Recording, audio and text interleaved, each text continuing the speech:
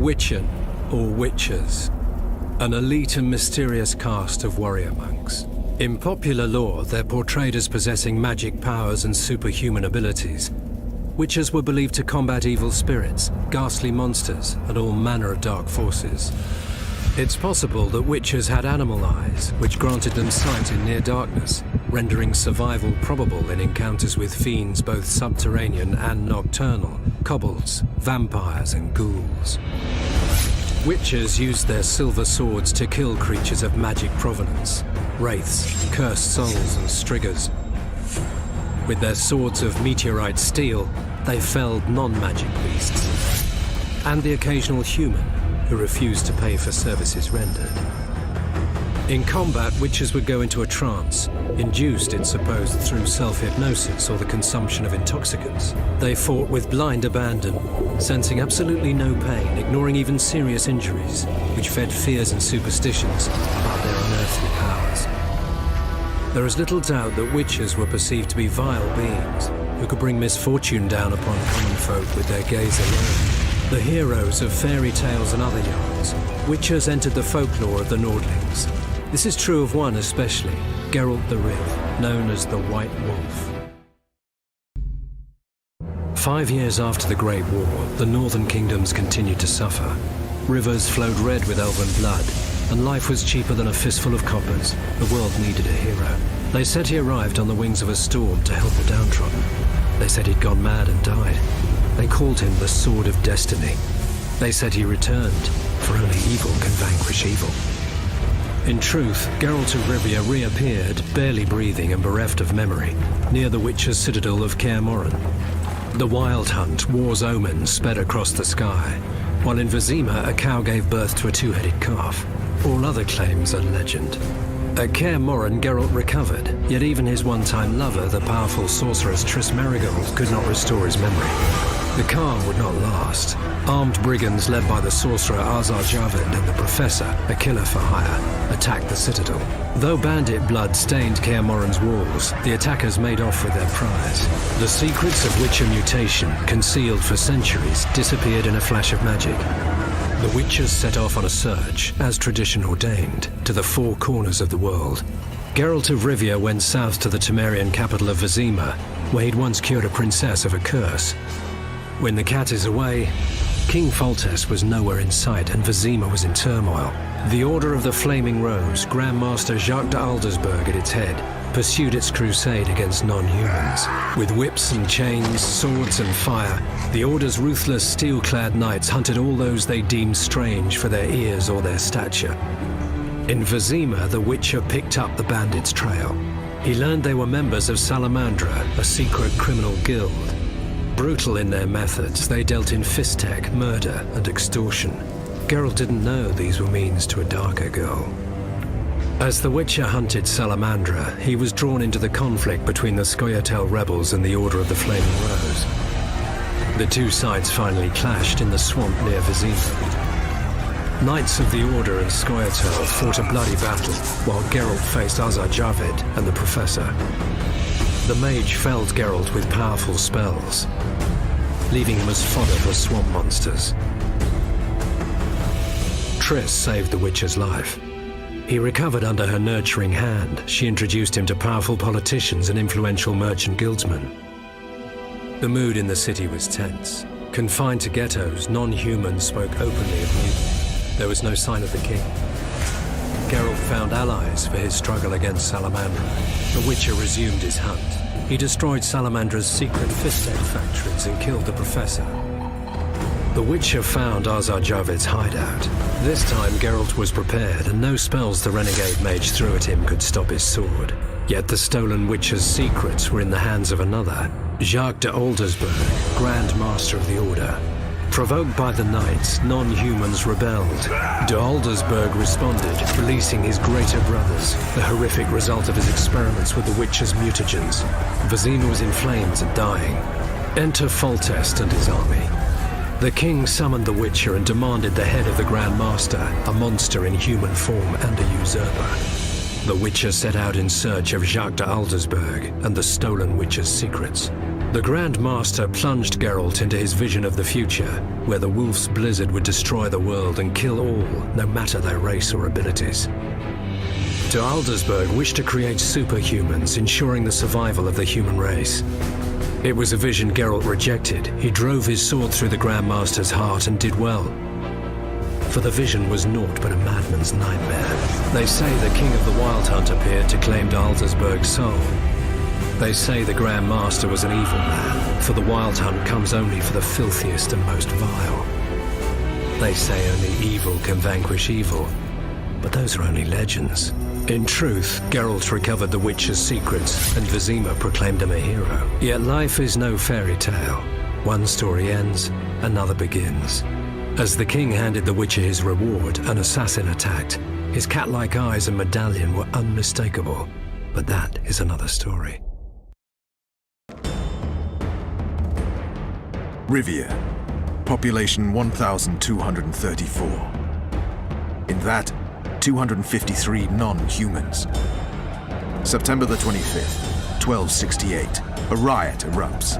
A massacre ensues. The streets run with the blood of elves and dwarves. One person finds the courage to face the raging crowd.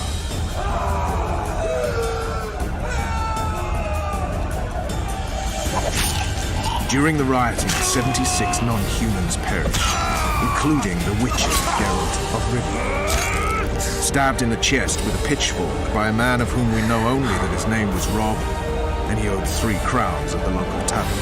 Yennefer of Vengerberg dies trying to heal the Witcher. The bodies of Geralt and the sorceress are taken away by a mysterious young girl with ashen hair. Their place of interment remains unknown. I remember. Rivia. Yennefer. Yennefer told me that Ciri has departed for good. She inhabits another world and is happy there. Before she left this one, she gave us the Isle of Avalok, our island. We stopped counting time.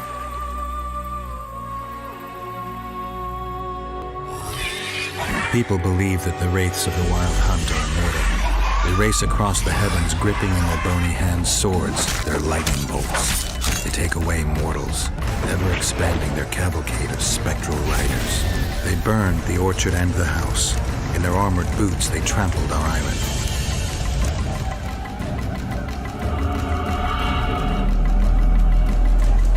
And they made off with Yennefer. I had to get her back. Return to reality. Return to the Witcher's path.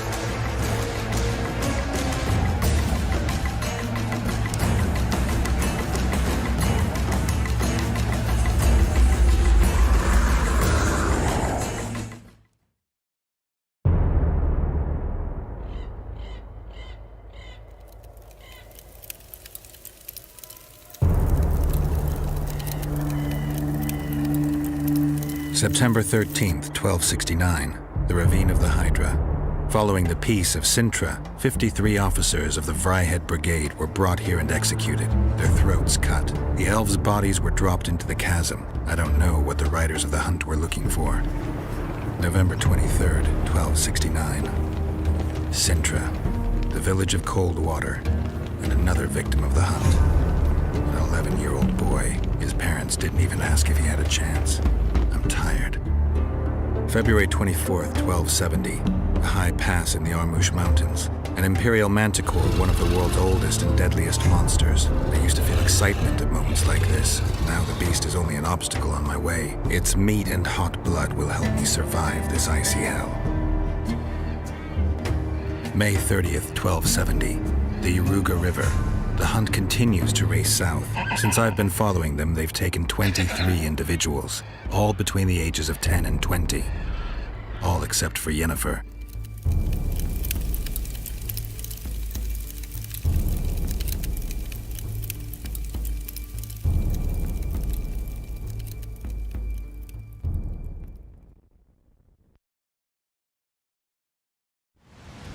July 25th, 1270. The forests of Angren. No mighty mortal, no heap of meat or strong man can parry the strike of the Slizzard's tail. Letho couldn't either, but by some miracle he survived. I helped him, After all, Witchers on the path should help each other. He had 2 comrades, brother Witchers from the School of the Viper. The hunt continued south, and Letho of Gullet knew where it was going. He knew where the hellish chase would end.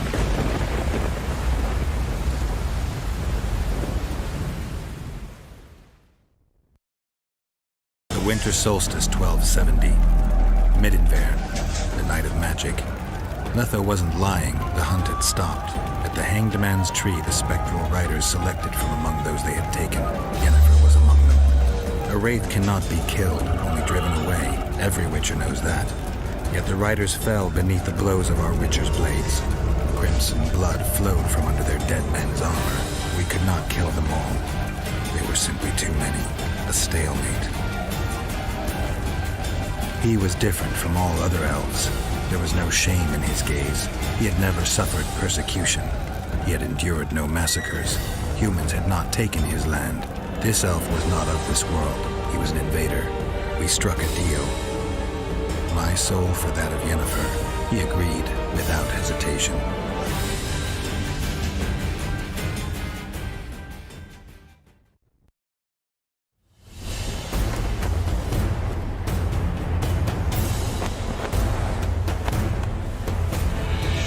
Honor's a curious thing. Honor made Arion fight a mismatched battle against the might of Temeria. Facing defeat, Honor told Arion to bow his neck to save his men. But that same honor prevented him from saving himself.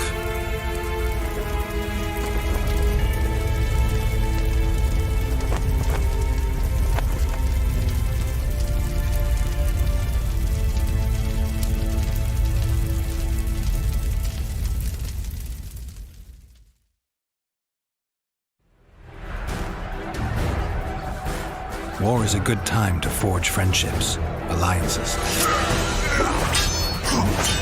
Harry and Lavalette, busy building walls and forging swords, forgot that.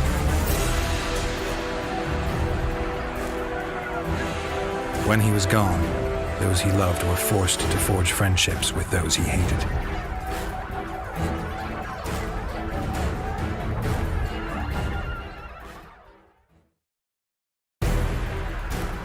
Terrorists, murderers, a death squad. Or freedom fighters in an uneven battle, noble in their suffering. It all depends on your point of view. I helped Yorvin. I gave him my trust.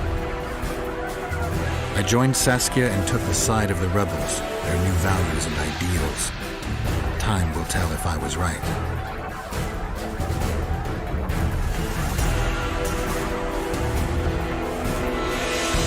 One thing is sure. Elves are the best archers who have ever walked this earth. Freedom. A magic word. It can replace nourishment, inspire the masses to fight. Those who cry freedom can perform miracles. Stennis underestimated the meaning of freedom when he poured poison into the mouth of one who spoke that word earnestly. Aedirn has no king. It has no ruler. Instead, it has famine, disease, bandits, and poverty. The fight for freedom is always good, but then rulers must be chosen, and it all starts again. Yet the free are joyful, even if a bit hungry.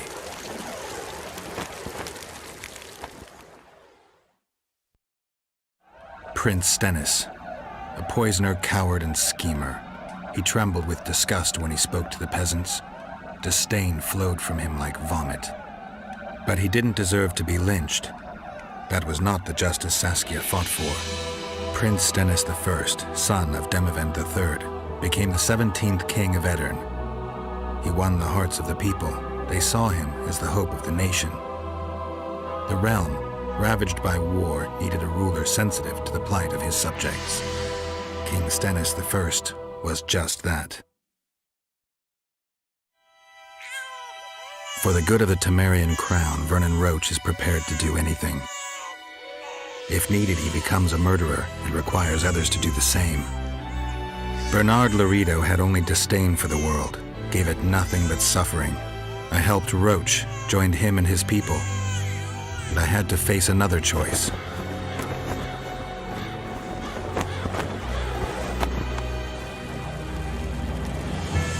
Killing the commander of a forgotten trading post is not the same as killing a king. Even if both are murderers and rapists. There is one crime that all civilizations consider irredeemable and unforgivable: regicide. A transgression of laws both human and divine, a blow to the vital organs of society. That is why those in power create bloody havoc and wallow in it. They are never punished. Not subject to moral judgments, they stand above the law. Henselt's blood now stains Roach's hands and mine. I could have stopped him, but I didn't want to. Now Henselt is a cold corpse, and the blue stripes in the world beyond are laughing. Roach had murder in his eyes. He wanted blood and couldn't care less that it was royal, that this was what Letho would have wanted. The death of a king is the triumph of chaos, civil war, famine, fear among common folk, a time of disdain.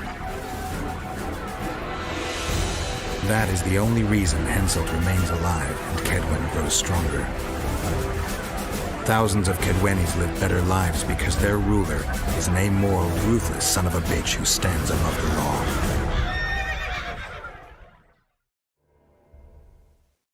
This bard's tale begins near White Orchard, with my dear friend Geralt of Rivia seeking his lover Allure, the sorceress Yennefer. She'd eluded him for years, but now seemed just a few steps ahead. After many trials and tribulations, Geralt finally learned that Yen was in nearby Vizima. Geralt and Yennefer were reunited, but something even more important happened in Vizima. Geralt learned that Cirilla, his one-time ward, had returned from afar, and she was in danger. He was to find her, at the Emperor's command and Yennefer's behest. The Witcher's contact in Velen was to be Hendrik, the Emperor's spy. Hendrik was operating incognito in that war-ravaged land. His mission, to gather intelligence about Ciri. Yet Geralt arrived too late. The Wild Hunt had reached Hendrik first. The Witcher learned nothing from the spy's corpse, but the Wraiths had failed to find his notes. Geralt read them and knew that Ciri had been a guest of the Bloody Baron, a local warlord, and that she'd quarreled with a witch. While searching for the witch Ciri had quarreled with, Geralt ran into an old friend, Kira Metz. The sorceress told the Witcher about a masked mage. Ciri had seemed to have taken shelter in his hideout. The Witcher set off to find it, with Kira in tow. Ciri had never reached the elven mage, yet the Wild Hunt had. The ghostly retinue was one step ahead of Geralt, or so it seemed. The Witcher felt that all was lost, until Kira gave him a new lead. The Crones of Crookback Bog. While in Crookback Bog, Ciri had happened on the Crones. The beastly sisters took her in, then wavered, unsure if they should eat her or surrender her to the Wild Hunt. Ciri escaped before they could decide. Pursued by a spectral rider, she had fled into the swamp, where Geralt lost her trail once more. He now needed a new lead.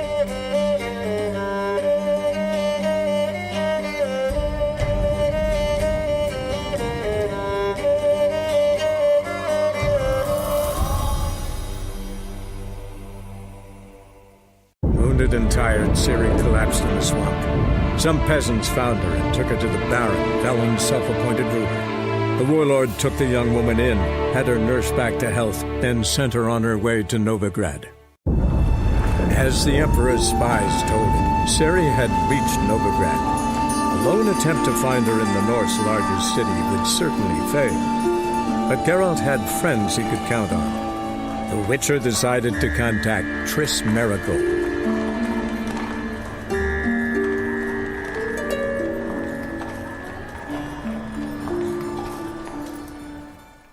Triss could not help Geralt, yet she did direct him to Corrine Tilly, an Oniromancer and an expert at finding the lost and the missing. Guided by Corrine Tilly, the Witcher had a dream. In it, Ciri and I, the bard Dandelion, were reunited. Geralt now knew that to find Ciri, he would first need to find his dear old friend. But finding me proved no simple task, for having fallen afoul of Novigrad's underworld bosses, I'd disappeared. Yet Geralt soon discovered my whereabouts, a cell in the dungeon of the Temple Guard. With the help of our friends, Geralt managed to free me. Good thing, too, for indeed I knew what had happened to Ciri. Sadly, she was no longer in Novigrad. Pursued by bandits and cornered by the Temple Guard, she had disappeared in a flash of light and a gust of heat.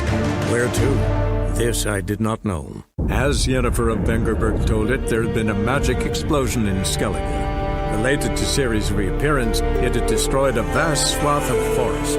Geralt set out for the Isles to join the sorcerers and seek further clues of Ciri's whereabouts. The druid Ermion, however, had no intention of letting Yennefer examine the woods, so Geralt and Yen sought out Jarl Krakon Kricht, who helped break down the druid's resolve. Yennefer's suspicions proved true. Ciri had appeared in Skellige. She'd arrived from another world together with a masked mage. She and the mage had fought the Wild Hunt before fleeing through portals that carried them to Velen. There, one trail ended, another began. A good time later, the Wild Hunt had reappeared on Hindersfjall, meaning Ciri, too, might have returned to Skellige. On Hindersfjall, Geralt and Yen learned that Ciri had returned to the Isles. She'd rejoined her friend, the masked mage. They had boarded a boat and sailed off in an unknown direction. The boat had returned, one passenger on board, a creature as mindless as it was hideous. One of Skellige's Jarls captured the poor beast and sold it to a merchant from Novigrad. His long search for Ciri led Geralt to conclude that Uma, the ugliest man alive and the victim of a curse, was the key to finding the young woman. Geralt needed to lift the curse, so he took Uma to the home of the world's greatest specialists on dark spells, to the Witcher's fortress of Kaer Morhen. The curse that held Uma proved hard to lift, but Yennefer and the Witchers managed to do it. The ugliest man alive revealed himself to be not man, but elf, and an elven sage at that. Avalach, for this was his name, was the elven mage who had helped Ciri flee the hunt, then hidden her away on the Isle of Mists. Geralt found Ciri at last, on the Isle of Mists where the elven mage had concealed her. There was no time to rejoice, for the Wild Hunt descended on them. They fled, Ciri teleporting them to Kaer Morhen, where their friends awaited. The Wild Hunt arrived at Kaer Morhen soon after. A great battle ensued, and the fortress's defenders might all have perished had Ciri not demonstrated her powers. So sudden and violent was her outburst that the Wild Hunt was forced to withdraw. The battle was won, the war had barely started. After the Battle of Kaer Morhen, the defenders licked their wounds and mourned their losses, save Ciri, who began to plan her revenge. She woke Geralt one night and urged him to travel with her to Velen, to the top of Bald Mountain, where she knew she'd find Imlerith. She had decided he had to die. Her plan proved sound. On Bald Mountain, Geralt and Ciri killed Imlerith and two of the crones. Spurred by their success, they resolved to challenge Eredin. Geralt had to face Eredin, but could only hope to beat him with the help of friends. The Wild Hunt could be defeated with exceptionally powerful magic, so Triss and Yen set out to reconvene the Lodge of Sorceresses. Avalach, too, began to lay plans of his own. The elven sage decided to erode the King of the Hunt's support in his own realm. With Geralt in tow, he ventured through other worlds to the city of Tirnalian. There they found Eredin's viceroy, Gels. Gels had been a loyal subject of the Alder folk's previous king. When he learned Eredin was a regicide, he agreed to help defeat the usurper.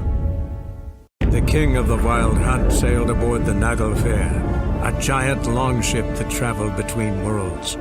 As Gels had advised, the Witcher set out to find the Sunstone, an artifact needed to draw Eredin into a trap. Using the Sunstone, the sorceresses of the Lodge summoned the Naglfar to a bay on the Isle of Unvik. Thus began the last decisive battle against the Hunt.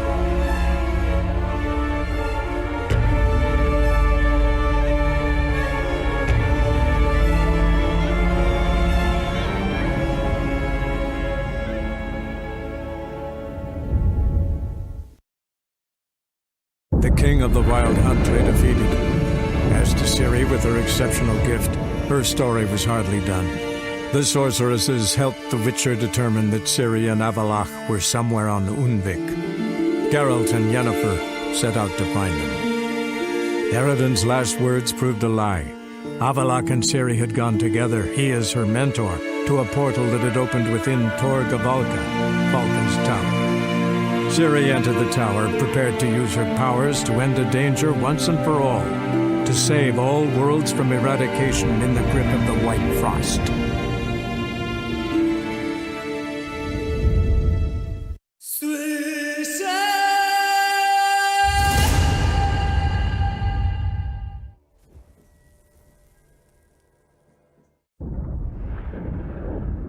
If I'm to choose between a greater and lesser evil, I'd rather not choose at all. Usually, though, the stakes are just too damn high. Sometimes in choosing a greater evil, you do good, albeit in a small way. When I chose to save the orphans of the swamp, I couldn't know Anna would die, and I never thought the Baron would leave his wife where she lay, find a rope and hang himself. Most times, you make your choice and never look back. Kira Metz was manipulative, a schemer, and loved every minute of it. She was also stubborn, even for a sorceress, but she had quite the gift. Boy, could she be convincing. Deep down, though, Kira was a little girl. She expected far too much of life and demanded instant satisfaction. Little girls end badly when they fall in with the wrong crowd. Orson Jr. wasn't a pious man, but there came a moment when he prayed to all the gods at once for his life. Since the gods disliked Junior, they granted his prayer. Years later, he had just one regret, that at the moment in question, he hadn't surrendered to death, for he had had the courage then to do so, courage he would never have again. They say ghosts are a manifestation of inner fears. Hauntings are said to be longing and loneliness grown to vast proportions. There's no truth to that. It is true, however, that monsters can be as lonely as humans, and that to conquer one's loneliness, one must first conquer one's fears. Some manage to do just that. Street-side soothsayers, chiromancers, herbalists and healers. Though townsfolk had always sought their help, they'd never trusted them. Folk generally dislike those privy to their fears and weaknesses. The free city of Novigrad became a trap for all mages. Its merchants, craftsmen, and burghers held their breath when death came for those they despised. And they never expected the mages to take up arms, fight back. In Skellige, anyone can be king. All they need is the Jarls on their side. Sometimes a mediocrity gets just that, and the Isles get a ruler the clans don't respect. No one expected much of Svanrige, of Clan Twirsich, but he went down in history as the founder of a dynasty, and as the king who united all the clans against Nilfgaard.